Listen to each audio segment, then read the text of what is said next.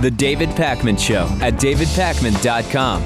I have a bunch of related stories to tell you about, and I wasn't sure, Lewis, the best order to do these in, but I think this order makes sense.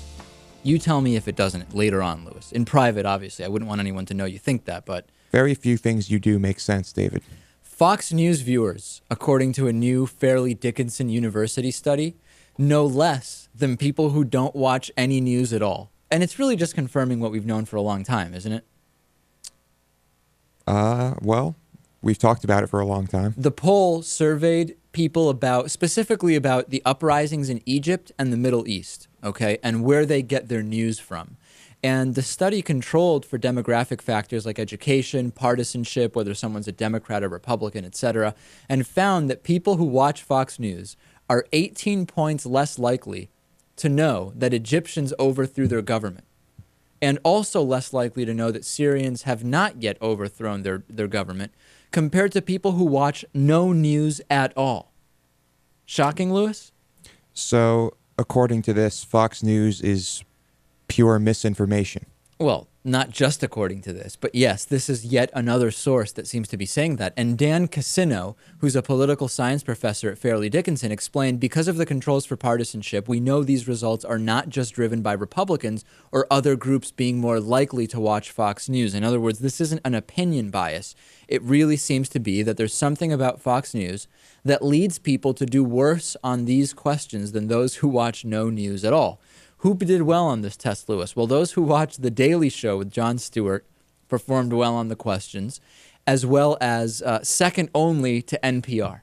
NPR, people who use NPR as their primary news source did the best. And this isn't the first study that has found that Fox News viewers are misinformed, right? I mean, last year there was a study from the University of Maryland, which we talked about, which found Fox News viewers are more likely to believe false information about politics. Plain and simple. Right.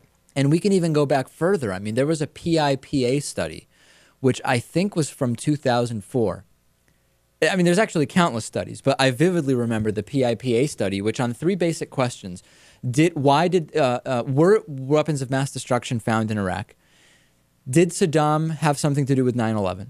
And I forget the third question. You'll have to, I mean, it's a 7-year-old study at this point. But even then, we saw that people who listed Fox News as their primary news source were just significantly more likely to think that we had found weapons of mass destruction in Iraq, that Saddam did have something to do with 9/11. So there's a long history of this. Very, very long history of this. And you know, the other day at the gym, I was sitting there, and you know how the gym is a great place I always seem to see a variety of bizarre news things happening. Normally there isn't any Fox News on, but this particular day on two TVs it was Fox News, and the next screen over had pro wrestling, WWE wrestling, and I thought the women on both look basically the same. In other words, the women that are on Fox News are very similar to the women on World Wrestling, and they're both fake. So it was almost like watching the same thing. It was like kind of stereo of nonsense and misinformation. Right.